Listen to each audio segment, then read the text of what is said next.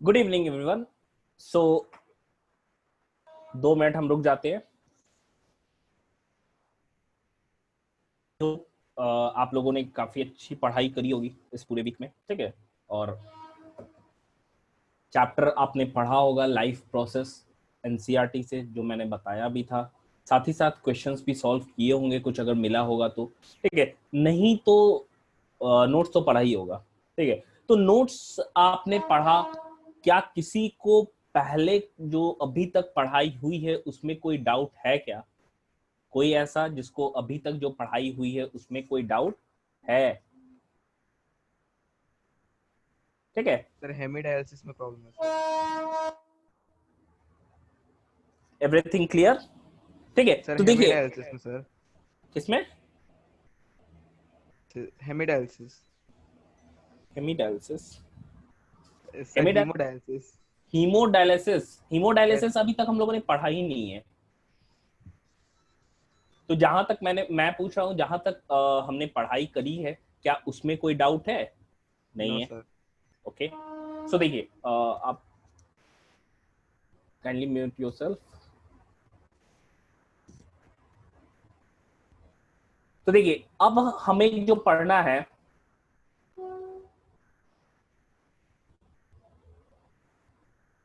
रात में क्योंकि प्लांट भी क्या करता है, फोटोसिंथेसिस, उसमें बंद हो जाता है, रेस्पिरेशन में ऑक्सीजन लेने लगता है, तो हमें सफोकेशन होगा due to lack of oxygen in that surrounding atmosphere.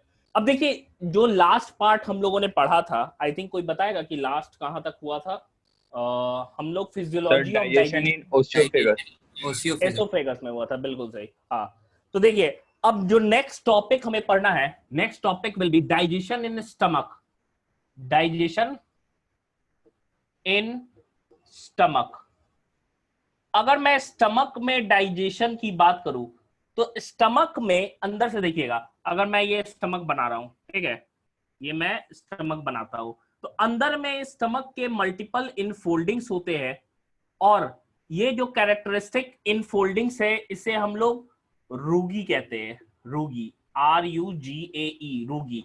और रूगी के बेस में, यहां समझिए, बेस में ग्लैंड प्रेजेंट है, ठीक है।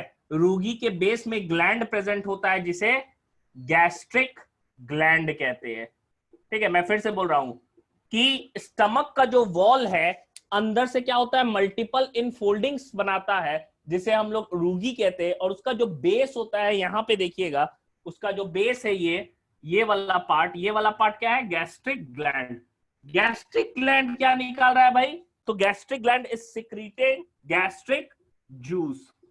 गैस्ट्रिक जूस का सिक्रेशन कर रहा है, ठीक है। अब गैस्ट्रिक जूस में है क्या क्या? अभी तक हम लोगों ने सिर्फ देखा है कि हमारे बक्कल कैविटी में ही क्या होता है, डाइजेशन होता है, किस चीज का, स्टार्च का। लेकिन उसके बाद से कोई भी डाइजेशन नहीं हो रहा है। बक्कल कैविटी में एब्जॉर्प्शन होता है सर्टेन ड्रग्स का, मैंने बताया था हार्ट अटैक में जो ड्रग यूज होता है उसका एब्जॉर्प्शन डायरेक्टली हो जाता है टंग के नीचे। लेकिन बाकी किन्हीं चीजों का ना तो डाइजेशन हो रहा है स्टार्च को छोड़ के, ना ही एब्जॉर्प्शन हो रहा है। एसोफेगस में कोई डाइजेशन सिग्निफिकेंट था नहीं, सिर्फ हम लोग देखे थे peristaltic movement, simultaneous contraction and relaxation. अब यहां देखिए, गैस्ट्रिक जूस निकल रहा है। गैस्ट्रिक जूस में मेन जो इंजाइम है, that is a pro enzyme. Pro enzyme कहते हैं इनएक्टिव एंजाइम को। प्रो इंजाइम कहते हैं इनएक्टिव एंजाइम को।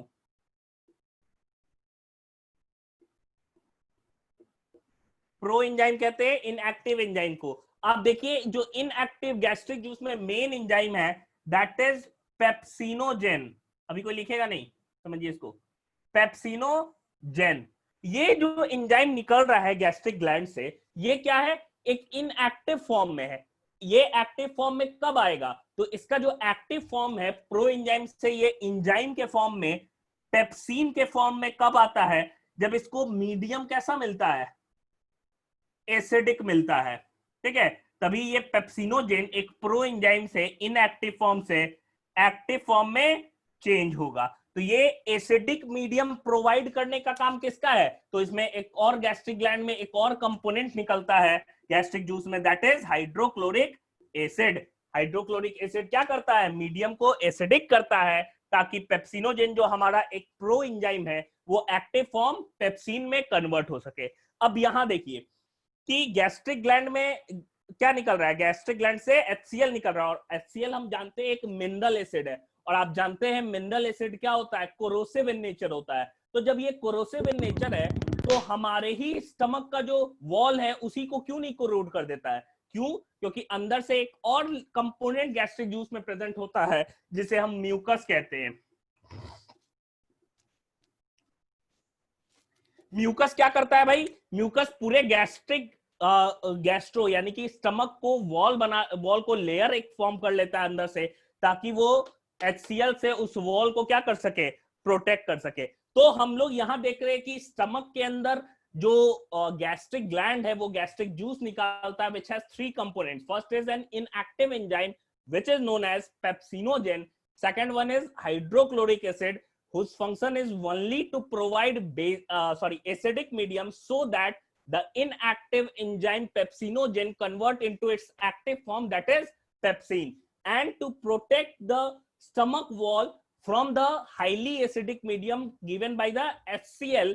A layer of mucus is also present. ठीक है, तो 3 कंपोनेंट गैस्ट्रिक जूस में प्रेजेंट हो रहा है। तो ये तीनों कंपोनेंट सबको क्लियर है? ये तीनों कंपोनेंट क्लियर है? Is it clear? बोलिएगा। ओके, तो देखिए इसी चीज को अब हम लोग एक तरीके से फ्लो चार्ट के रूप में देख लेते हैं। ये तो हम लोग देख लिए एक फिगर से, ठीक है। एक बार और मैं बताऊं तो यहां समझिए कि मैंने अभी तक क्या क्या बताया है। स्टमक में डाइजेशन सिर्फ किसका होता है? प्रोटीन का होता है। अभी बताऊंगा और भी चीजें।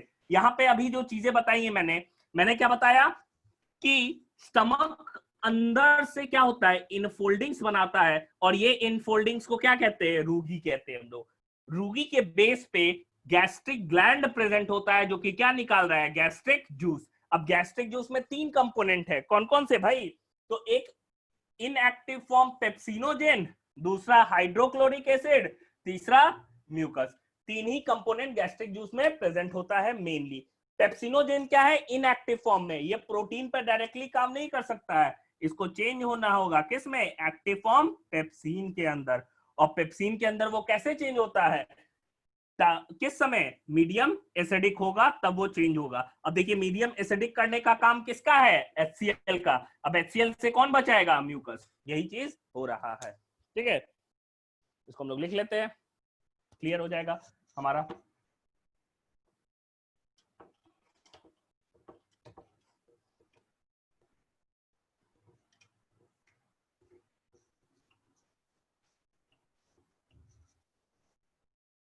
देखिए यहां पे stomach, gastric gland, gastric gland क्या निकाला? Gastric juice, gastric juice. अब गैस्ट्रिक जूस क्या करेगा? It has 3 components. First one is pepsinogen, इसे बनाइएगा फ्लो चार्ट के रूप में, लिखवाने की जरूरत ही नहीं है। पेप्सिनोजेन ये क्या है? इनएक्टिव फॉर्म में है, इनएक्टिव फॉर्म, ठीक है, ये इनएक्टिव फॉर्म में है। दूसरा क्या किया? HCl को निकाला, ठीक है। तीसरा क्या किया? म्यूकस है।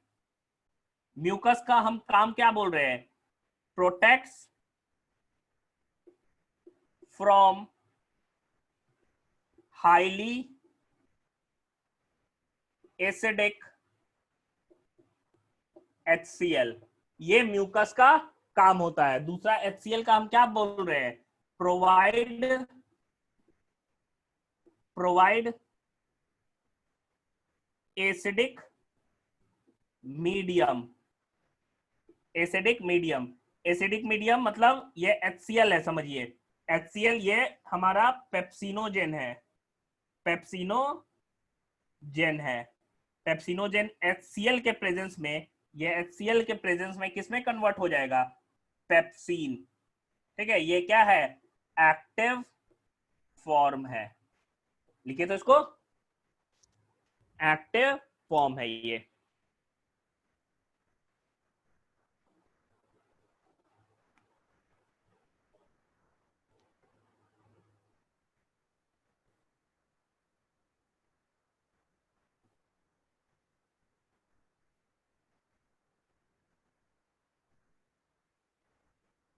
देखिए तो इसको,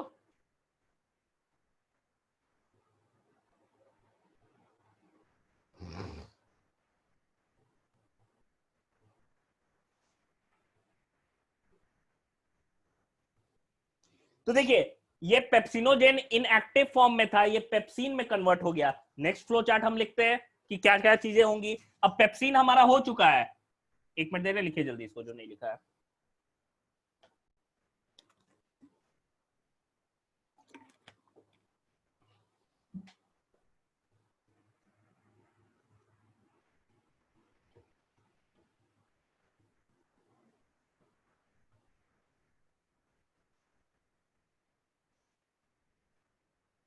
देखिए पेप्सिन की हम बात कर रहे हैं, पेप्सिन करेगा क्या? पेप्सिन, पेप्सिन के प्रेजेंस में प्रोटीन्स जो है वो फाइनली एमिनो एसिड में नहीं टूट रहे हैं, ये स्मॉलर प्रोटीन मॉलिक्यूल्स पेप्टोन्स कहते हैं और प्रोटियोजेस कहते हैं, इसमें टूटते हैं। ये एब्जॉर्ब किस फॉर्म में होगा? एमिनो एसिड, लेकिन स्टमक में एमिनो एसिड के फॉर्म में नहीं होता है। एक तरह के सेल्स होते हैं हाइड्रोक्लोरिक एसिड हाइड्रोजन क्लोरीन के फॉर्म में से बनते हैं हमारे बॉडी में। एक तरह के सेल होते हैं जिन्हें हम लोग ऑक्जेंटिक सेल या पेराइटल सेल कहते हैं, जो निकालते हैं हाइड्रोक्लोरिक एसिड। गैस्ट्रिक ग्लैंड में सेल्स का नाम है, ठीक है, चीफ सेल्स, ऑक्जेंटिक सेल्स, वो सब नहीं पढ़ना है। यहाँ पे देखिए प्रोटीन्स का डाइजेशन हो रहा है किस फॉर्म में? पेप्टोन्स और प्रोटियोजेस के फॉर्म में। इसके अलावा और कुछ नहीं होता है, ठीक है। इसके अलावा स्टमक में और डाइजेशन नहीं हो रहा है। हाँ, हम कह सकते हैं एब्जॉर्प्शन होता है। एब्जॉर्प्शन होता है, किन चीजों का एब्जॉर्प्शन होगा? तो हम जानते हैं सबसे पहला क्या है, एक ड्रग आता है। ड्रग कहने का मतलब क्या हो गया? एक दवा है, that is known as aspirin, and aspirin is a pain killer and which comes under the brand name Disprin. आपने डिस्प्रिन सुना होगा, ठीक है। तो वो क्या है? सर दर्द की दवा, खाते 5 मिनट में गायब हो गया सर दर्द। तो जरूर ये क्या है, स्टमक में जाते ही घुल के क्या करता है? एब्जॉर्ब कर लेता है। तो एब्जॉर्प्शन होता है कुछ ड्रग्स का, जैसे कि हम कह सकते हैं एस्पिरिन। एस्पिरिन क्या है? डायरेक्टली एब्जॉर्ब हो जाता है, स्टमक वॉल से ही एब्जॉर्ब हो जाता है। दूसरा चीज क्या है? Instant sir energy. हाँ बोलिए। सर सर दर्द का वो डिस्प्रिन से क्या लेना देना है? क्यों? आप ही ना बोले सर दर्द करता है दवा आती पेन किलर तो पेट में हाँ, जाता है, हाँ। तो सर उससे इसका क्या लेना देना है? तो मैं कह रहा हूं क्या कि पेट में हम डाइजेशन ना पढ़ रहे हैं। मैं बोल रहा हूं डाइजेशन तो होता ही है प्रोटीन्स का, ठीक है, लेकिन एब्जॉर्प्शन कुछ सब्सटेंसेस का होता है। उसमें मैं बोल रहा हूं कि एस्पिरिन जो पेन किलर है वो पेट में ही सीधे जाके डाइजेस्ट नहीं होता है, एब्जॉर्ब हो जाता है, इसीलिए जल्दी फायदा होता है। अब समझ आया? Yes sir. दूसरा चीज क्या है? हम देखो धूप में आ रहे हैं, इंस्टेंट एनर्जी हमको मिलता है किसके फॉर्म में? ग्लूकोज। तो ग्लूकोज पेट में जाके फिर डाइजेस्ट क्यों होगा? ग्लूकोज तो ग्लूकोज के फॉर्म में एब्जॉर्ब हो जाता है, तो पेट में ही एब्जॉर्ब हो जाता है वो। तीसरा क्या है? एल्कोहल। एल्कोहल भी क्या है? शराब पीने, खाना नॉर्मली 4 से 5 घंटा में पचता है, तो ऐसा रहता तो नशा तो 4-5 घंटा के बाद चढ़ता है, लेकिन आधे घंटे में चढ़ जाता है, 15 मिनट 20 मिनट आधे घंटे में चढ़ जाता है। क्यों? क्योंकि वो पेट में ही जाके क्या हो जाता है? एब्जॉर्ब हो जाता है। तो ये सारे सब्सटेंसेस का एब्जॉर्प्शन जो हो रहा है वो क्या होता है? स्टमक के ही अंदर होता है। लेकिन स्टमक में अगर मैं डाइजेशन की बात करूं तो सिर्फ किसका डाइजेशन हो रहा है? प्रोटीन्स का ही डाइजेशन होता है। तो डाइजेशन इन स्टमक क्लियर है सबको? अब हम आएंगे स्मॉल इंटेस्टाइन में। तो अभी तक डाइजेशन कहाँ कहाँ हुआ है? Buccal sir cavity, hello starch. हाँ बोलिए। सर, डाइजेस्ट ऑब्जर्वेशन सर जरा रिपीट कर दीजिए। हाँ देखिए, तो मैंने कहा कि जो डाइजेशन है सिर्फ और सिर्फ किस चीज का हो रहा है? प्रोटीन का हो रहा है, ठीक है। लेकिन कुछ ऐसे भी सब्सटेंसेस है जो स्टमक में जाके सीधे एब्जॉर्ब हो जाते हैं, डाइजेशन होता ही नहीं है। मतलब हम बोल रहे हैं कि स्टमक में कौन से ऐसे सब्सटेंस है जो कि एब्जॉर्प्शन होता है जिनका? पहला क्या हो गया? ये एस्पिरिन जो कि पेन किलर है, दूसरा ग्लूकोज, तीसरा एल्कोहल। ये सारे सब्सटेंस का एब्जॉर्प्शन होता है पेट में, ना ही डाइजेशन होता है, ठीक है। क्लियर है? Yes sir. हाँ। अब देखिए इसके बाद से हमें पढ़ना है, इसके बाद से। अब देखो तो इसके बाद से खाना कहाँ मूव करके, अब खाना 4 से 5 घंटा तक ना उसी में मूव करेगा और एक सेमी सॉलिड पेस्ट के रूप में चेंज हो जाता है, जो कि स्टमक से स्मॉल इंटेस्टाइन में वो जाता है और वो सेमी सॉलिड पेस्ट को काइम बोलते हैं। क्या बोलते हैं? काइम। ठीक है, जो स्टमक से जो सेमी सॉलिड फूड, आधा डाइजेस्टेड जो फूड है, वो जो बाहर निकल रहा है स्मॉल इंटेस्टाइन के अंदर, उस सेमी सॉलिड फूड को हम क्या कह रहे हैं? काइम कहते हैं। अब आप देखिए यहाँ पे काइम कहां पहुंचा है? स्मॉल इंटेस्टाइन के पहले पार्ट में। एनाटॉमी याद करो, मैंने जो फिगर बनाया था, स्टमक के नीचे क्या था? स्मॉल इंटेस्टाइन का पहला part, that is duodenum. Duodenum पहला पार्ट है, वहां दो ग्लैंड अटैच कर रहे हैं, दो ग्लैंड सिक्रीट करते हैं। पहला क्या हो गया? लिवर से आ रहा है बाइल डक्ट। ठीक है, दूसरा क्या है? इधर से पैनक्रियास से आता है, पैनक्रियाटिक डक्ट। तो दो सिक्रीशन हो रहा है, एक पैनक्रियास से सिक्रीशन हो रहा है, दूसरा लिवर से हो रहा है। तो यहां देखिए, अब हम बात करेंगे डाइजेशन इन स्मॉल इंटेस्टाइन में कौन सा पार्ट? ड्यूडेनम। ड्यूडेनम। ठीक है, तो नेक्स्ट हेडिंग होगा डाइजेशन इन ड्यूडेनम। चलिए इसको हम लोग देखते हैं क्या क्या चीजें हो रही हैं।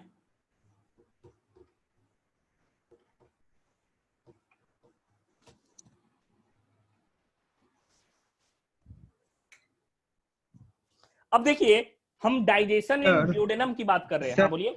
सर डाइजेशन, सर ड्यूडेनम तो सर स्मॉल इंटेस्टाइन का पहला पार्ट ना है, छोटा वाला। हाँ, उसी उसी को नाम कह रहे हैं। स्टमक था, उसके बाद से कहाँ आया? ड्यूडेनम में ही ना आएगा। यहाँ पैनक्रियाज अटैच था, यहाँ क्या था? लिवर अटैच था। ऐसे याद करो, फिगर बनाए थे ऐसे। हाँ सर, समझ गए सर। हाँ, तो यही ड्यूडेनम में आया है। स्टमक के बाद जो सेमी सॉलिड पेस्ट है आफ्टर स्टमक, उसे हम क्या कह रहे हैं? काइम कह रहे हैं। तो फर्स्ट पॉइंट ही हम लिख लेंगे, after after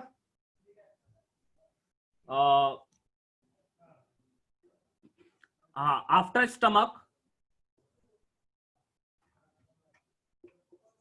the semi digested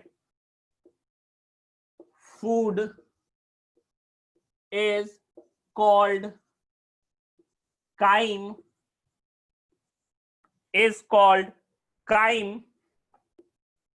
which is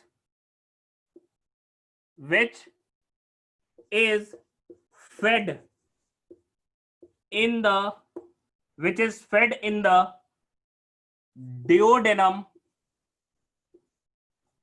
in installments।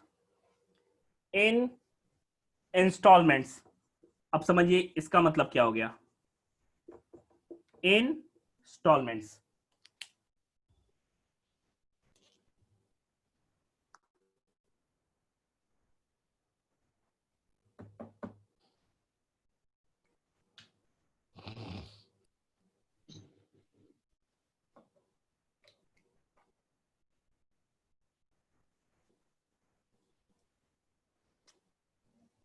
देखिए, अगर मैं इसकी बात करूं इंस्टॉलमेंट्स में, तो फूड क्या है? ऐसा नहीं कि स्टमक में सारा फूड एक ही बार में मूव कर जाता है।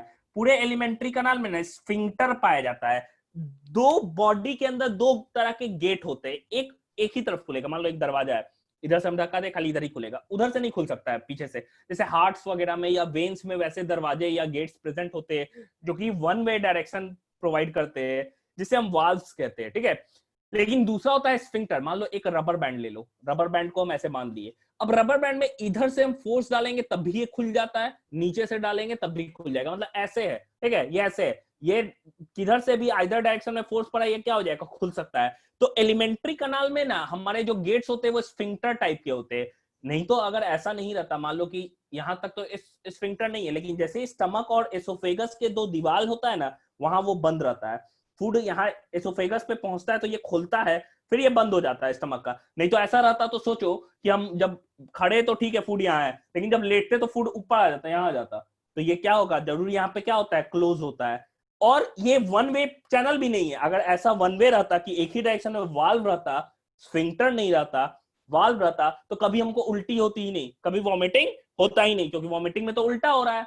तो ये टू वे चैनल हो गया ना, कि हाँ नॉर्मली वो इस डायरेक्शन में मूव कर रहा है, लेकिन जरूरत पड़ने पे वापस भी मूव कर सकता है। तो ये जो टू वे चैनल प्रोवाइड किया जा रहा है, जो टू वे पाथ एक गेट के द्वारा, जिसे स्फिंक्टर कहते हैं। क्या कहते हैं? स्फिंक्टर। इसे हम लोग स्फिंक्टर कहते हैं। तो आप देखो, ये स्फिंक्टर नॉर्मली ये ड्यूडेनम का पार्ट है, ये स्टमक हो गया। अब यहाँ फूड स्टोर है, ठीक है। अब थोड़ा थोड़ा इंस्टॉलमेंट में ये खुलेगा और इतना फूड डालेगा। ऐसा नहीं कि सारा फूड जो काई में एक ही बार में स्मॉल इंटेस्टाइन में चला जाता है, नहीं, थोड़ा थोड़ा इंस्टॉलमेंट में डालता है। ऐसा रहता तो हम मान लो खाए और 3-4 घंटा के बाद एकदम स्टमक खाली हो जाता है, ऐसा नहीं होता है, हल्का खाली होता है। फिर इंस्टॉलमेंट में धीरे धीरे करके वो क्या होता है, ट्रांसपोर्ट किया जाता है किसके अंदर, स्मॉल इंटेस्टाइन के अंदर, कि फर्दर उसका डाइजेशन हो जाए। हम लोग वॉमिटिंग करते हैं, ये एक रिफ्लेक्स एक्शन है। रिफ्लेक्स एक्शन है, हमारा ब्रेन कंट्रोल करता है, ब्रेन का हाइंड पार्ट कंट्रोल करता है मेनली, ठीक है। हाँ, बर्प के समय होता है एक्चुअली। बर्प के समय क्योंकि जो एक्सेस जो गैस स्टमक में बन जाते हैं ना, due to presence of hydrochloric acid, acidic है तो गैस फॉर्म करते हैं और ये गैस बाहर आता है, इसे ही हम बर्प कहते हैं। हट जाए, चलिए हट जाते हैं। तो ये जो है इसे ही हम स्फिंक्टर कहते हैं। तो इंस्टॉलमेंट पे कैसे जा रहा है, स्फिंक्टर के थ्रू प्रेशर पड़ रहा है, खुल जा रहा है, फिर स्मॉल इंटेस्टाइन के ड्यूडेनम पार्ट में पहुंच रहा है। तो यहां तक लिखिएगा, ठीक है, यहां तक लिखिएगा इंस्टॉलमेंट्स तक।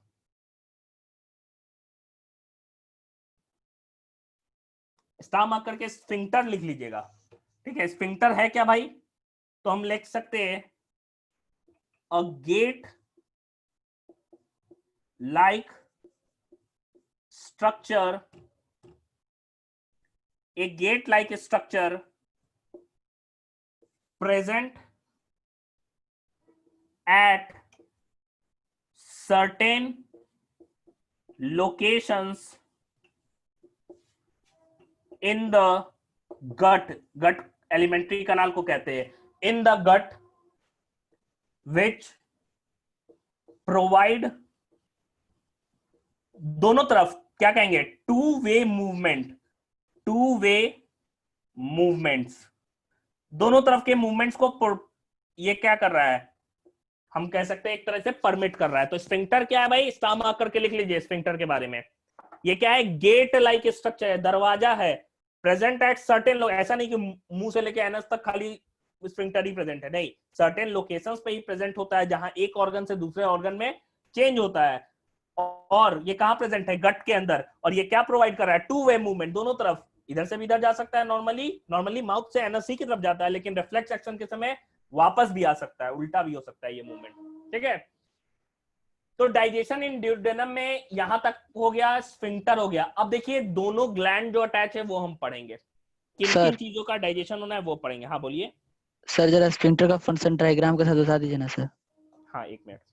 तो यहां तक क्लियर है ना सबको, यस सर। कोई दिक्कत कि जल्दी जल्दी हो रहा है, जैसा बोलिएगा।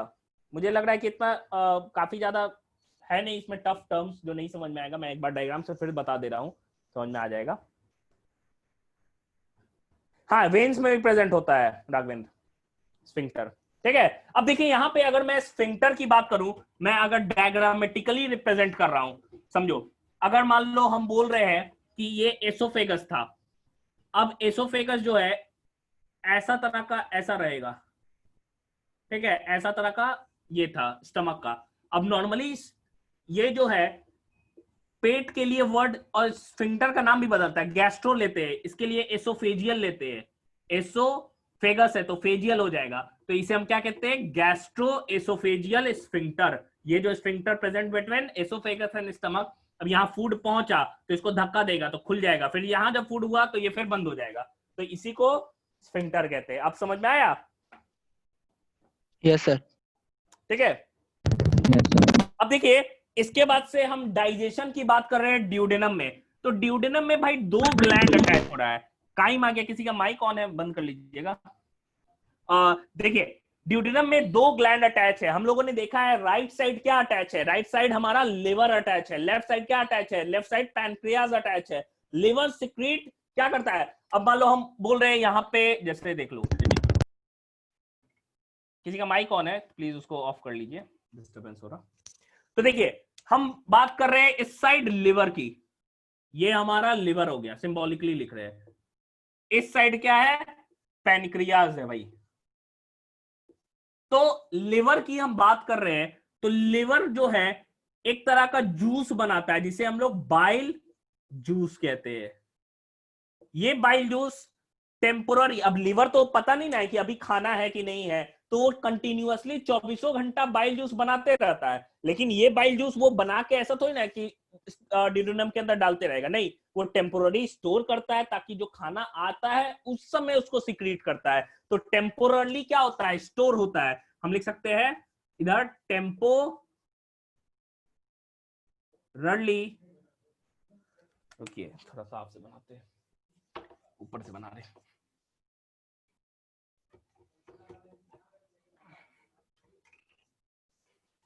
एक मिनट रुक जाइएगा, इंक डाल रहे हैं।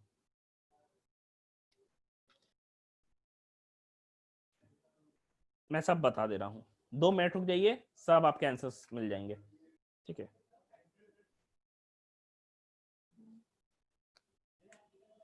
देखिए हम बात कर रहे हैं ये पार्ट की, बीच में बनाते हैं, हम बात कर रहे हैं ये पार्ट की, ड्यूडेनम की। इस साइड से कौन आ रहा है, पैनक्रियाज। आई थिंक आपको दिख रहा होगा, सबको क्लियर है ना, ऊपर का पार्ट दिख रहा है। हाँ, पैनक्रियाज हो गया। इस साइड से कौन सिक्रीशन कर रहा है ड्यूडेनम में, ये लिवर कर रहा है। लिवर हमारा निकाल क्या रहा है, बाइल जूस, ये बाइल जूस को निकालता है। अब बाइल जूस जो है ये कंटिन्यूअसली बने जा रहा है, तो टेम्पोरली क्या होता है, हम लिख सकते हैं temporarily stored in gall bladder. Gall bladder जो एक ब्लैडर लाइक स्ट्रक्चर था, उसके अंदर ये क्या है, टेम्पोरली स्टोर होता है, और जब खाना आता है तब वहां से क्या होता है, ये निकलता है। अगर मैं बाइल जूस की बात करूं तो बाइल जूस में 2 चीजें हैं भाई। एक जो होता है जिसे हम लोग बाइल सॉल्ट्स कहते हैं, बाइल सॉल्ट्स, ठीक है, ये हो गया बाइल सॉल्ट्स। एक होता है बाइल सॉल्ट्स प्रेजेंट होता है, दूसरा इसमें क्या प्रेजेंट है कंपोनेंट, तो bile pigments. Bile pigments 2 component है बाइल जूस में, एक हमारा क्या हो गया, बाइल सॉल्ट हो गया, दूसरा क्या हो गया, बाइल पिगमेंट्स हो गया। यहां बाइल की हम बात कर रहे हैं अभी। बाइल सॉल्ट्स फर्दर 2 तरह का होता है, एक हम कहते हैं इनऑर्गेनिक सॉल्ट्स, इनऑर्गेनिक सॉल्ट्स होते हैं, इनऑर्गेनिक सॉल्ट्स, जैसे कि आपका हो गया एग्जाम्पल के रूप में हम लोग सोडियम बाइकार्बोनेट बोल दे रहे हैं, ठीक है, सोडियम बाइकार्बोनेट ये प्रेजेंट है। तो ये क्या करेगा, मीडियम को बेसिक बनाने का काम करता है, ठीक है, इसका काम क्या होता है, मीडियम को बेसिक बनाना। इसका काम क्या है, मेक मीडियम बेसिक, क्योंकि ये अल्कलाइन नेचर का होता है, तो ये क्या करेगा, मीडियम को बेसिक बनाएगा। इतना क्लियर है, मतलब मैंने बताया बाइल जूस में 2 कंपोनेंट है।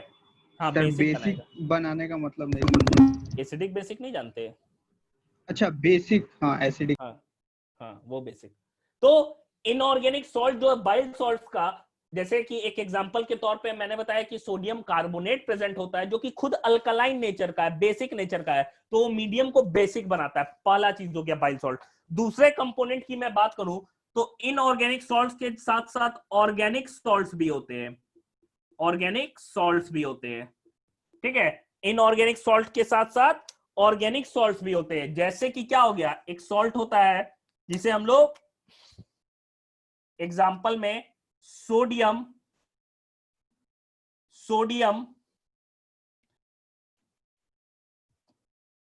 ग्लाइकोकोलेट, ये एक तरह का सॉल्ट है। ये क्या करता है समझिएगा, जो ऑर्गेनिक सॉल्ट होता है बाइल सॉल्ट्स में, ऑर्गेनिक सॉल्ट जो है वो फैट को ना छोटे छोटे ड्रॉपलेट्स में तोड़ता है। क्या बोला मैंने, फैट को छोटे छोटे ड्रॉपलेट्स में तोड़ता है, और फैट मॉलिक्यूल को छोटे छोटे ड्रॉपलेट में, ऑयल ड्रॉपलेट के रूप में तोड़ने के प्रोसेस को इमल्सिफिकेशन कहते हैं। और जो फैट इमल्सिफाई हो जाता है उसे इमल्सिफाइड फैट कहते हैं। क्या ये बात सबको समझ में आई, बोलिएगा।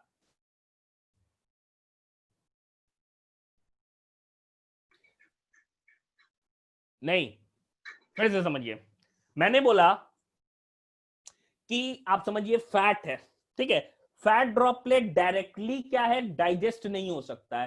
फैट को डाइजेस्ट करने के लिए जो एंजाइम चाहिए वो पेनक्रियास से निकलता है, पेनक्रियाटिक लाइपेज बोलते हैं, एक तरीके से समझिए। लिपिड के लिए लाइपेज वर्ड हो गया, ठीक है। तो लाइपेज जो है वो डायरेक्टली फैट मॉलिक्यूल को तोड़ ही नहीं सकता है। मैंने कहा लाइपेज जो निकल रहा है वो डायरेक्टली फैट मॉलिक्यूल को तोड़ ही नहीं सकता है, तो वो करेगा क्या, वो छोटे छोटे फैट ड्रॉपलेट्स पे काम करता है, छोटे छोटे फैट ड्रॉपलेट्स को तोड़ता है और तोड़ के क्या करता है,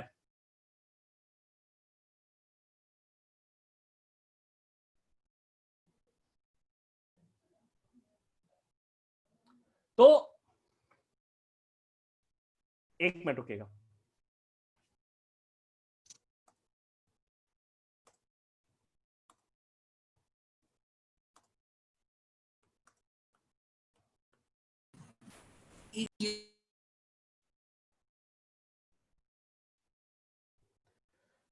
देखिए हम कह रहे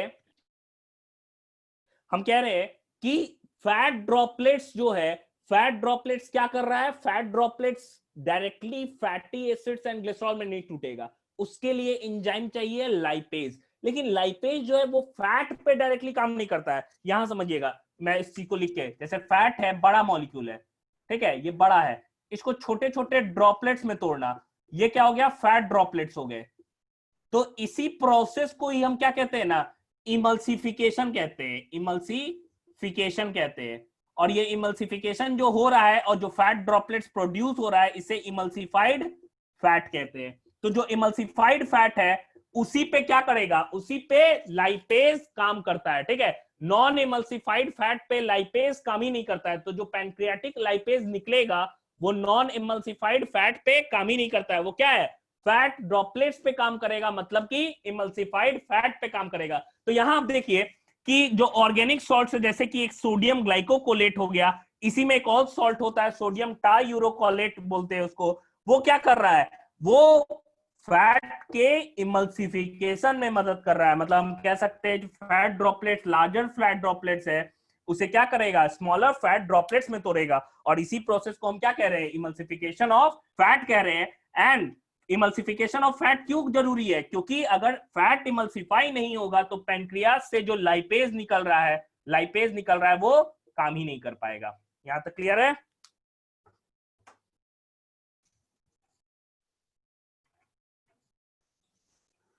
बोलिएगा। Yes sir. देखिए, तो हम पैनक्रियाज अभी छोड़ दे रहे हैं, हम बात कर रहे हैं ऑर्गेनिक सॉल्ट्स की। तो ऑर्गेनिक सॉल्ट का काम क्या हो गया, हम कह सकते हैं emulsification of fat, emulsification of fat, ठीक है। ये वाला फ्लो चार्ट लिखिए तो, बाइल सॉल्ट्स वाला,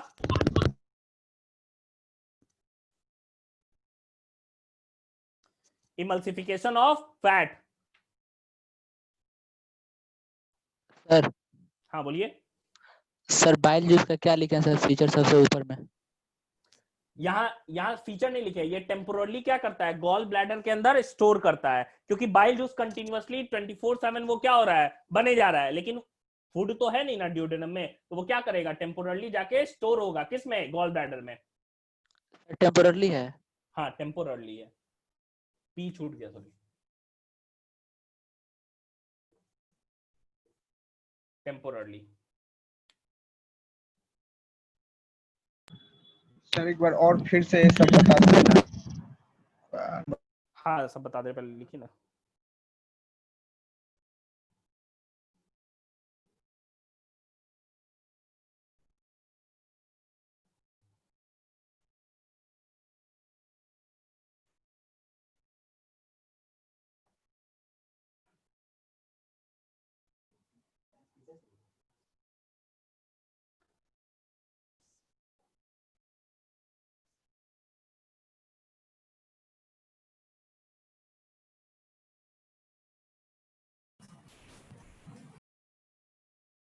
हो गया? Yes sir. हो गया। अब देखिए यहाँ पे दूसरा चीज हम बात कर रहे हैं बाइल पिगमेंट्स की। तो बाइल पिगमेंट्स भी दो तरह का होता है, एक पिगमेंट को हम बिलिरुबिन कहते हैं, ठीक है, एक बिलिरुबिन हो गया, ये क्या है, येलो पिगमेंट है। आप जानते होंगे, एक्सपीरियंस क्या होगा, और बहुत लोग इस डिजीज से हम कह सकते हैं इनकाउंटर भी हुआ होगा उनका। वो डिजीज क्या है, जॉन्डिस। जॉन्डिस के केस में क्या है, बाइल पिगमेंट में ये वाला पार्ट जो है बाइल पिगमेंट बिलिरुबिन, वो क्या होता है, ज्यादा बनने लगता है। इसीलिए जो व्हाइटेस्ट पोर्शन है बॉडी का, जैसे कि आई का कॉर्निया या नेल्स, वो क्या हो जाते हैं, या स्किन का कलर या टेक्सचर क्या हो जाता है, येलोइश कलर का हो जाता है। ठीक है, बाइल पिगमेंट बिलिरुबिन। दूसरा बाइल पिगमेंट होता है जिसे हम बिलीवर्डिन कहते हैं, बिलीवर्डिन। अब बिलीवर्डिन की हम बात कर रहे हैं, ये क्या हो गया, ग्रीनिश पिगमेंट है, ग्रीनिश पिगमेंट।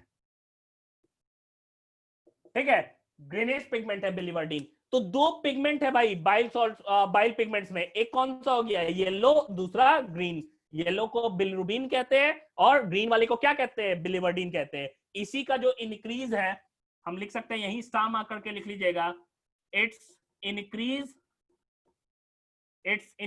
इसमें डैश देखिए, कॉजेज जॉन्डिस, कॉजेज जॉन्डिस। ठीक है, यहां तक लिखिए।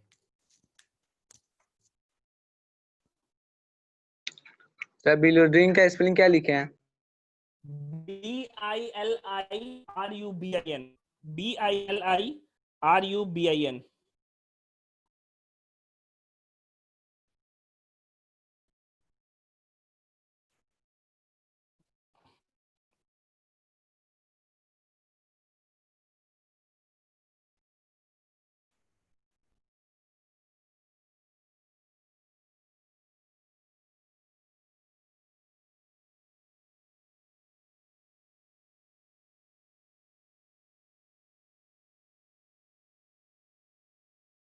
हो गया तो बोलिएगा। Yes sir.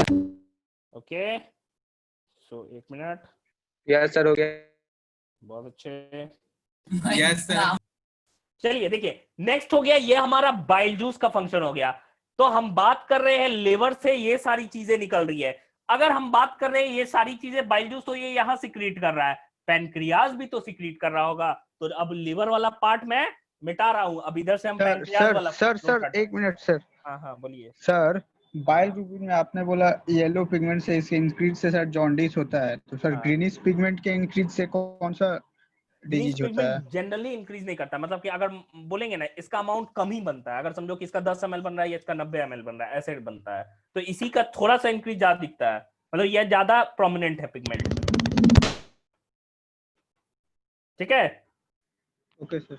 हाँ। अब देखिए, हम बना रहे हैं पैनक्रियाज का फ्लो चार्ट।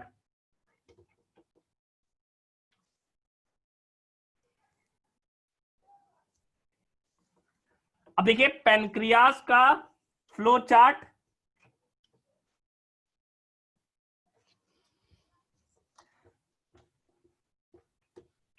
बना रहे हैं। ठीक है,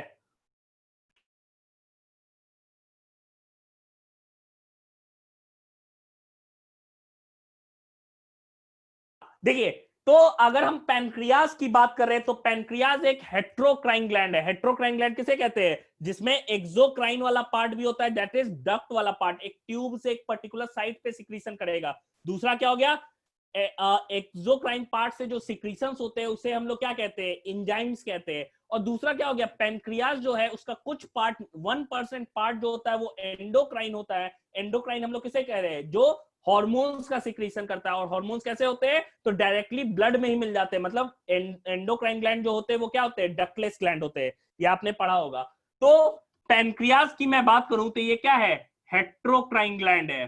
सबसे पहला ये एक हेट्रोक्राइन ग्लैंड है, हेट्रोक्राइन ग्लैंड। अब देखिए हेट्रोक्राइन की मैं बात कर रहा हूं, तो हेट्रोक्राइन ग्लैंड में पैनक्रियाज का 99% पार्ट जो होता है that is exocrine nature. Exocrine कहने का मतलब क्या हो गया, ये विथ डक्ट होगा। अब डक्ट होगा तो कोई स्पेसिफिक साइट पे ही क्या होगा, ये रिलीज करेगा अपना secretion, that is specific site क्या हो गया, ड्यूडेनम हो गया, यहीं पे ना डाल रहा है वो पैनक्रियाटिक जूस।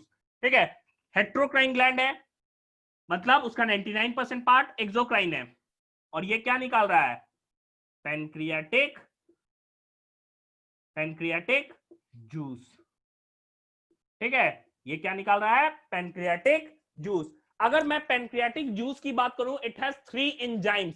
अब क्योंकि एक्सोक्राइन पार्ट अभी मैंने बताया कि वो क्या निकालेगा, एंजाइम्स निकालेगा, तो पेनक्रियाटिक जो जूस होगा वो इसमें 3 हम कह सकते हैं एंजाइम्स प्रेजेंट है।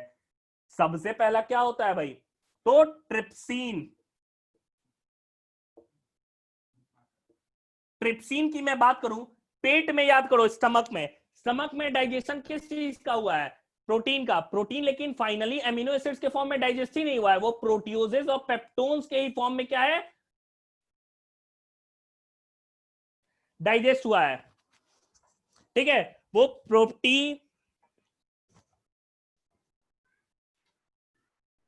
एक्सक्यूज मी,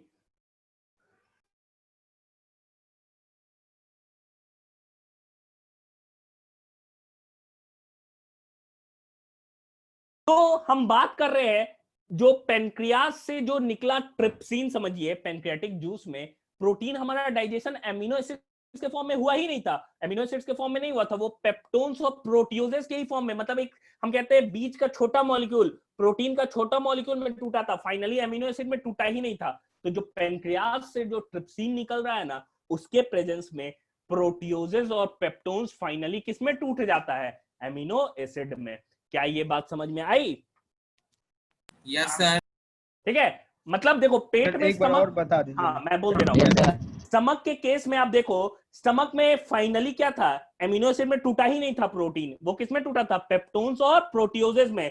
अब स्मॉल इंटेस्टाइन में पेनक्रियास से जो आया क्या चीज, ट्रिप्सिन, उसके प्रेजेंस में पेप्टोन्स और प्रोटियोजेस किस में टूट जा रहा है आपका, वो फाइनली एमिनो एसिड्स में टूट जा रहा है। तो मैं अगर इसके फंक्शन की बात करूं, तो ट्रिप्सिन के प्रेजेंस में यहां हम लिख सकते हैं जो प्रोटियोजेस है, प्रोटियोजेस प्लस पेप्टोन्स है, वो किसमें टूट जाएगा, ये हमारा एमिनो एसिड्स में टूट जाता है। ये बात समझ में आ गई, मतलब इसके प्रेजेंस में ट्रिप्सिन। ठीक है, ऐसे ही करके लिखिएगा, ट्रिप्सिन के प्रेजेंस में पेप्टोन्स और प्रोटियोजेस क्या है, फाइनली एमिनो एसिड में टूट जाता है। लिखिए तो इसको,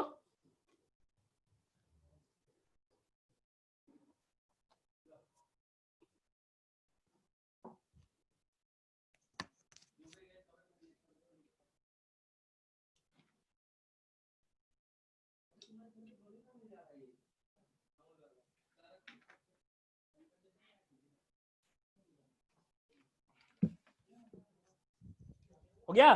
देखिए, तो हम बात कर रहे हैं ट्रिप्सिन की।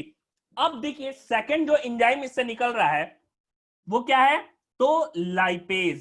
सेकंड जो एंजाइम है उसे लाइपेज कहते हैं। लाइपेज मैंने क्या बोला, लाइपेज काम किस पे करता है, इमल्सिफाइड फैट पे। और हम लोगों ने देखा बाइल जूस का जो ऑर्गेनिक सॉल्ट था, याद है, सोडियम ग्लाइकोकोलेट, वो क्या कर रहा था, इमल्सिफिकेशन ऑफ फैट कर रहा था।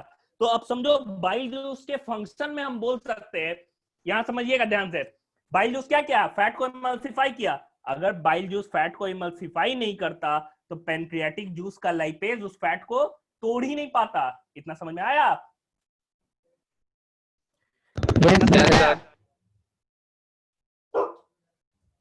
हाँ, तो प्रोटीन तो एमिनो एसिड में अमन टूटता है ना, प्रोटीन एमिनो एसिड में टूटता है, फाइनली टूट रहा है ना, यहां टूट रहा है। अब देखिए हम लाइपेज की बात कर रहे हैं, तो लाइपेज क्या कर रहा है, किस चीज पे काम कर रहा है, हम कह सकते हैं ये काम कर रहा है किस पे,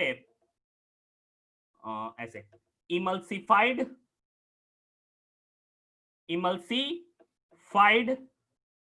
फैट पे, और इमल्सिफाइड फैट पे वो काम करेगा, उसको किसमें तोड़ देगा, हम कह सकते हैं फैटी एसिड्स प्लस ग्लिसरॉल में। हम लोगों ने याद करो, मैंने फूड शुरू में ही बताया था सबका एब्जॉर्बेबल फॉर्म, मैंने बताया था प्रोटीन का एब्जॉर्बेबल फॉर्म क्या है, एमिनो एसिड, और कार्ब्स का क्या है, ग्लूकोज, फैट्स का क्या है, फैटी एसिड और ग्लिसरॉल। तो यहाँ पे दो एंजाइम को हम लोगों ने पढ़ा, एक हमारा ट्रिप्सिन है, दूसरा हमारा पेनक्रियास से क्या निकला, लाइपेज, इसे पेनक्रियाटिक लाइपेज भी कहते हैं हम लोग। ठीक है, अब देखिए इसके बाद से जो तीसरा एंजाइम है दैट इज पेनक्रियाटिक एमाइलेज। एक एक सैलिवरी एमाइलेज है जो सलाइवा में प्रेजेंट है, दूसरा क्या है, पैनक्रियाटिक एमाइलेज जो कहां प्रेजेंट है, पैनक्रियाज से निकल रहा है, पैनक्रियाटिक जूस में प्रेजेंट होता है। तो एमाइलेज किस पे काम करेगा, हम लिख सकते हैं एमाइलेज जो है वो स्टार्च पे काम करता है, स्टार्च पे काम करता है, और स्टार्च को फाइनली किस में तोड़ देगा, ग्लूकोज में तोड़ देगा। ठीक है, तो आप समझिए कि क्या कर रहा है, 3 एंजाइम है पैनक्रियाटिक जूस में, कौन कौन सा भाई, तो एक हो गया ट्रिप्सिन, लाइपेज, एमाइलेज। ट्रिप्सिन क्या कर रहा है, जो पेट में प्रोटीन प्रोटियोजेस और पेप्टेन्स में टूटा था उसको फाइनली किसमें तोड़ रहा है, एमिनो एसिड्स में तोड़ रहा है। दूसरा क्या हो गया, लाइपेज हो गया। लाइपेज क्या कर रहा है, जो बाइल जूस का ऑर्गेनिक सॉल्ट फैट का इमल्सिफिकेशन किया था, यानी कि फैट्स को फैट ड्रॉपलेट्स यानी कि इमल्सिफाइड फैट में तोड़ा था, उसको लाइपेज किसमें फाइनली तोड़ देता है, फैटी एसिड्स और ग्लिसरॉल में तोड़ देता है। तीसरा चीज क्या हो गया, एमाइलेज, मुंह में यानी कि बकल कैविटी में ही स्टार्च डाइजेस्ट हुआ था, पेट में तो कार्बोहाइड्रेट हुआ ही नहीं था। तो जो स्टार्च पेट में नहीं होता है, खाली मतलब बकल कैविटी के बाद स्टार्च का डाइजेशन कहां हो रहा है, ड्यूडेनम में। ड्यूडेनम में किसके प्रेजेंस के कारण, पैनक्रियाटिक एमाइलेज जो स्टार्च को किसमें तोड़ रहा है, ग्लूकोज के अंदर तोड़ रहा है। क्या ये बातें समझ में आई, यस सर। क्लियर है सबको, नोट डाउन कर लीजिए,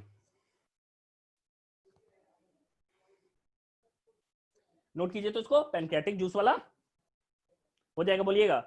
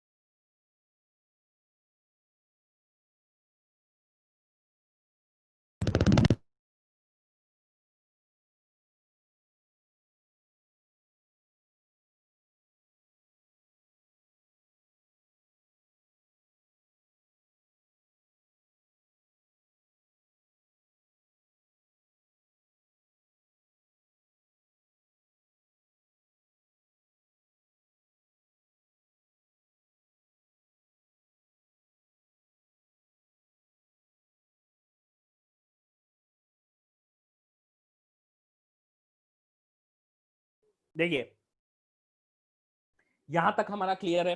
अब देखिए मैं बात कर रहा हूं, इधर का मिटा रहे हैं। हेट्रोक्राइन ग्लैंड तो हम लोगों ने देख लिया कि हाँ 99% पार्ट तो एक्सोक्राइन है, लेकिन पैनक्रियास का 1% 1% जो पार्ट होता है वो एंडोक्राइन होता है। ठीक है, पैनक्रियास का 1% जो पार्ट होता है, 1% पार्ट इट इज एंडोक्राइन। अब एंडोक्राइन है, और एंडोक्राइन है मतलब कि समझो कि कहीं कहीं बीच बीच में पेनक्रियाज में ना ग्रुप ऑफ सेल प्रेजेंट होते हैं जो कि एक आइलैंड के तरह होते हैं, जिसे आइलेट्स ऑफ, एक साइंटिस्ट थे जिनका नाम लैंगरहैंस था, इस ग्रुप को आइलेट्स ऑफ लैंगरहैंस हम लोग कहते हैं। यहां पहले समझिए इसको, इसमें 2 तरह के सेल है, एक अल्फा सेल है, दूसरे को बीटा सेल कहते हैं। ठीक है, mainly alpha cell, beta cell. Beta cell हमारा एक हार्मोन निकालता है जिसे इंसुलिन कहते हैं, अल्फा से एक हार्मोन निकालता है जिसे ग्लूकागॉन कहते हैं। ठीक है, मैंने क्या क्या बोला फिर से समझो। मैंने बोला 99% जो पार्ट होता है पैनक्रियास का वो क्या है भाई, तो वो हमारा एक्सोक्राइन था जो कि पैनक्रियाटिक जूस निकाल रहा था। लेकिन बीच बीच में कहीं कहीं उसी पैनक्रियास के अंदर हम कह सकते हैं सेल्स जो है वो ग्रुप बना के रहते हैं, आइलैंड के रूप में रहते हैं, जिसे आइलेट्स ऑफ लैंगरहैंस हम लोग कहते हैं। अब देखिए ये आइलेट ऑफ लैंगरहैंस की मैं बात करूं तो इसमें 2 सेल्स के बारे में मेनली हमें पढ़ना है। एक जो सेल होता है जिसे अल्फा सेल कहते हैं, जो एक हार्मोन निकालता है जिसे ग्लूकागॉन कहते हैं। दूसरा क्या हो गया, दूसरा जो सेल है उसे बीटा सेल कहते हैं, जो हार्मोन निकालता है जिसे हम लोग इंसुलिन कहते हैं। क्या यहां तक समझ में आया? Yes sir. ठीक है, अब देखिए ये कर क्या रहा है, मान लो जो भी हम बोल रहे हैं मान लो, ठीक है, तो ऐसा नहीं है कि अभी खा रहे हैं अभी बोल रहे हैं, है क्या कि जो भी स्टोर्ड एनर्जी है, मान लो हम जो भी चीजें खाते हैं, ब्लड ग्लूकोज लेवल एक समय के बाद क्या होता है कि जैसे ही राइज करने लगता है, एक्स्ट्रा जो भी ग्लूकोज है वो ग्लूकोज की फॉर्म में नहीं रहता है, कुछ मिनिमम अमाउंट रहता है जो हमारा ब्लड शुगर लेवल जो होता है, लेकिन जो भी एक्स्ट्रा जो ग्लूकोज है वो एक अनदर फॉर्म में कन्वर्ट हो जाता है। और ये जो एक्स्ट्रा ग्लूकोज है,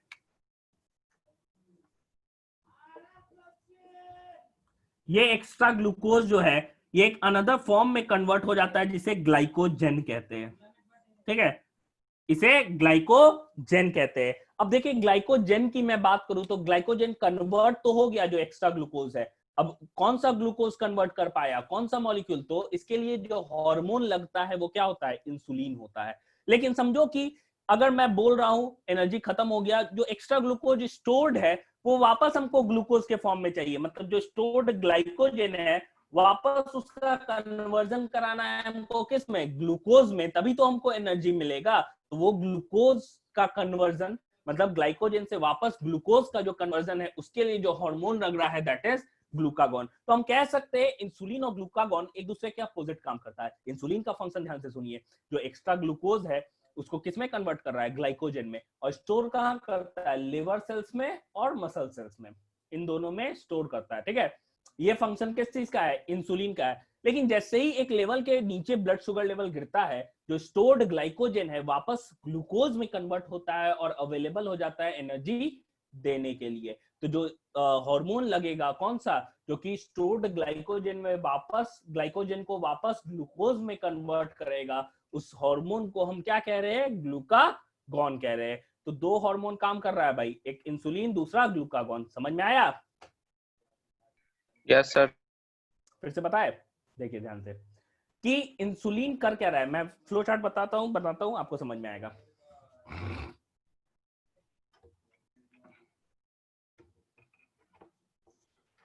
1% पार्ट जो एंडोक्राइन है, ये ग्रुप ऑफ सेल है जिसे हम क्या कह रहे हैं? Islets, ISLETS, islets of Langer hence.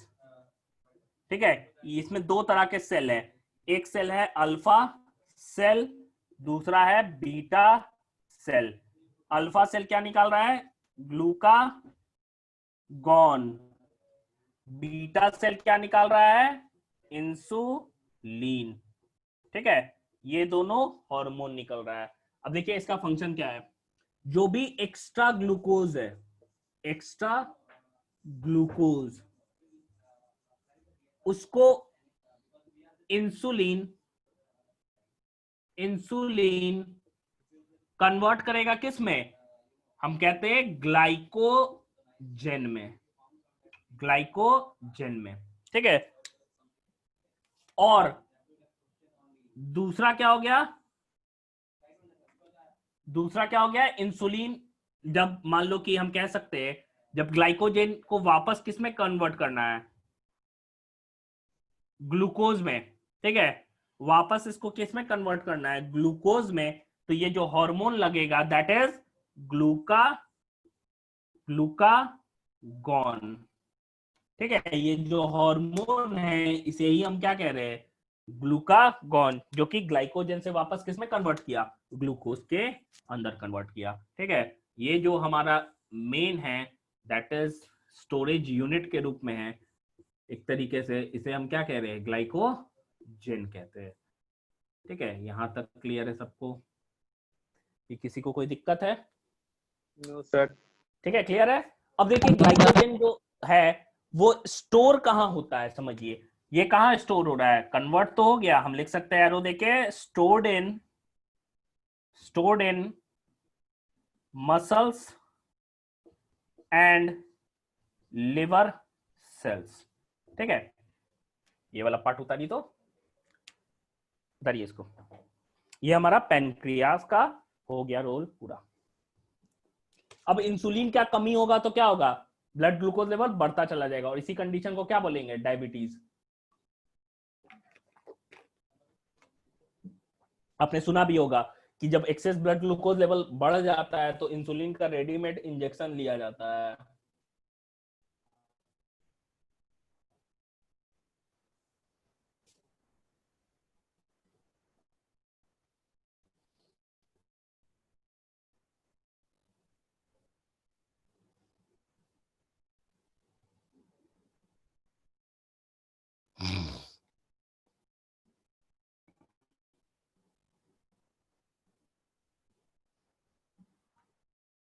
Glycogen को रिपीट कर दे। ग्लाइकोजन क्या है? एनिमल स्टार्च बोलते हैं इसको। मतलब ग्लाइकोजन वो सब्सटेंस है जिसके फॉर्म में जो एक्स्ट्रा ग्लूकोज होता है वो स्टोर होता है बॉडी में। कहाँ स्टोर होता है? मसल्स के अंदर और लिवर सेल्स के अंदर।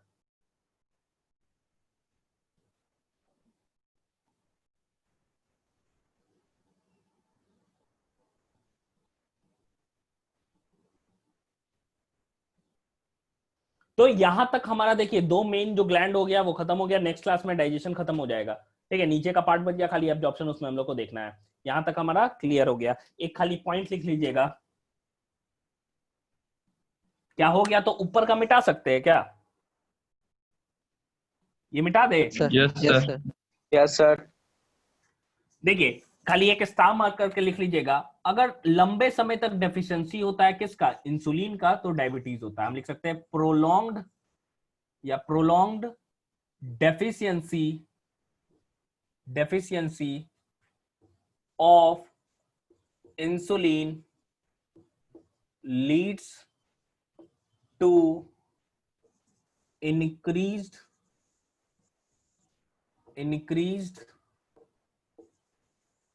blood sugar level called इसे ही हम क्या कह रहे हैं? डायबिटीज। इस कंडीशन को हम क्या कह रहे हैं? डायबिटीज कहते हैं।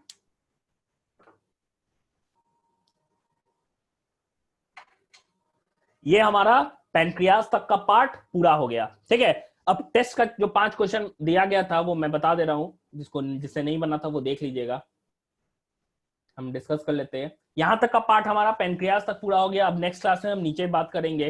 पैनक्रियाज से नीचे क्या हो गया? ड्यूडेनम में हो गया पार्ट, डाइजेशन पूरा हो गया है। अब सिर्फ किसका है एब्जॉर्प्शन? जेजुनम और इलियम में। फिर लार्ज इंटेस्टाइन, रेक्टम एनस बाहर।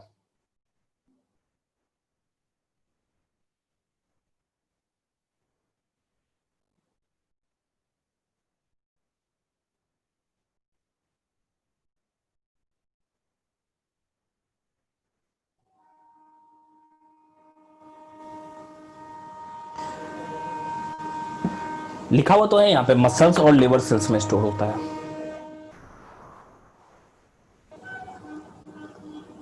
देखिए मैं मिटा रहा।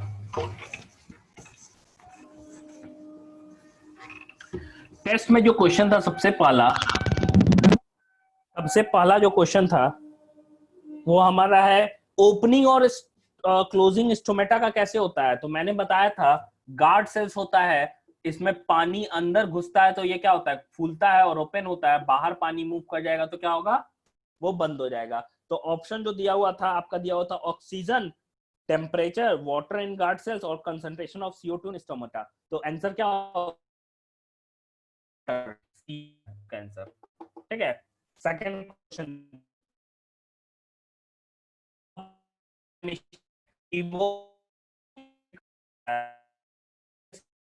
क्या कहते हैं? सीलिया कहते हैं। तो आंसर क्या हो जाएगा? सीलिया। ए आंसर हो जाएगा उसका, ए दिया हुआ था। थर्ड देखिएगा, which is the first enzyme to mix with food in the digestive tract. तो डाइजेस्टिव ट्रैक्ट जो है वो माउथ से लेके एनस तक है। तो इसमें पहला डाइजेशन ही कहां होता है? बकल कैविटी में। किस एंजाइम के कारण? एमाइलेज। तो पहला जो एंजाइम है वो क्या हो जाएगा? C, amylase. फिर देखिए, choose the event that does not occur in photosynthesis. Photosynthesis में क्या नहीं होता है?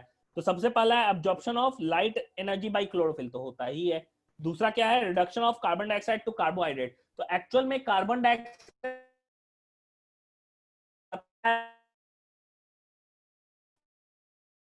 हो रहा है, इसमें सी और ओ का रेशियो क्या है? 1:2। इसमें सी और ओ का रेशियो क्या है? 1:1। तो देखो कार्बन की तुलना में ऑक्सीजन इससे क्या हो गया? रिड्यूस हो गया है। तो यहाँ क्या हो गया? रिडक्शन हो गया है। तो ये तो होता ही है। सी दिया हुआ था oxidation of carbon to carbon dioxide. ये कहाँ हो रहा है? कार्बन डाइऑक्साइड में थोड़ी ना ऑक्सीडाइज हो रहा है, कार्बन डाइऑक्साइड ग्लूकोज में रिड्यूस हो रहा है। ठीक है, और लास्ट क्वेश्चन था करेक्ट सीक्वेंस आइडेंटिफाई करना था। तो क्या होगा? Mouth, oesophagus, stomach, small intestine, large intestine. ठीक है, ये सीक्वेंस था फोर्थ नंबर जो ऑप्शन है फिफ्थ नंबर क्वेश्चन का। तो क्लियर है सबको? Yes sir. Okay, Yes, sir. चलिए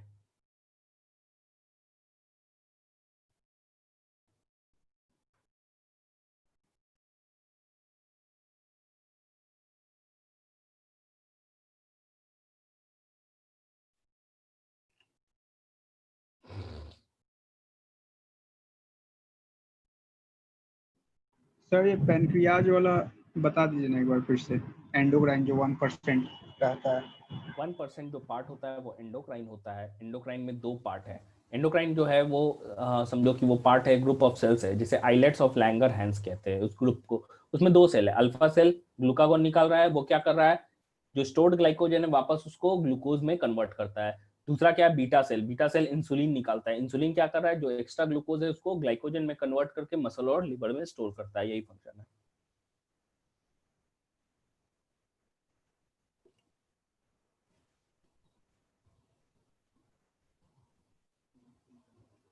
हो गया? चलिए मैं एंड कर रहा हूँ। और किसी को कुछ पूछना है? No sir. Sir gastric gland बता दीजिए ना, तो शुरुआत गैस्ट्रिक में ग्लैंड हम कह आपको रहे हैं, गैस्ट्रिक ग्लैंड कह रहे हैं जो पेट में समझो मल्टीपल इनफोल्डिंग्स होता है, जिसे रूगी कहते हैं, उसमें ग्लैंड निकलता है, ग्लैंड प्रेजेंट होता है उसके बेस पे, जो कि गैस्ट्रिक जूस निकाल रहा है। गैस्ट्रिक जूस को फर्दर हम लोग ने देखा वो प्रो एंजाइम पेप्सिनोजेन निकालता है, HCl निकालता है, म्यूकस निकालता है। प्रो एंजाइम पेप्सिनोजेन पेप्सिन में कन्वर्ट होगा कब, जब हाईली एसिडिक मीडियम होगा। तो उसको कौन प्रोवाइड कर रहा है, HCl, और HCl से बचाने के लिए क्या है, म्यूकस। यही चीज है। और पेप्सिन काम किस पे करेगा, प्रोटीन, प्रोटीन को तोड़ेगा प्रोटियोजेस पेप्टोन्स में।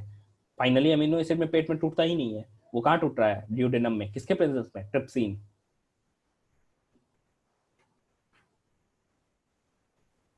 तो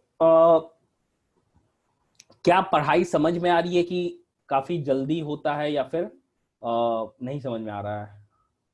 आ रही है सर। आ रही है पढ़ाई समझ में? ठीक है, ये बहुत जरूरी है। ग्लूकागॉन, ग्लूकागॉन का फंक्शन क्या होता है, ग्लूकागॉन का फंक्शन होता है जो भी ग्लाइकोजन है उसको वापस किस में कन्वर्ट करना है, अवेलेबल ग्लूकोज के अंदर। ब्लड ग्लूकोज लेवल को बढ़ाएगा। इंसुलिन ब्लड ग्लूकोज लेवल को घटाता है, ग्लूकागॉन क्या करता है, बढ़ाता है।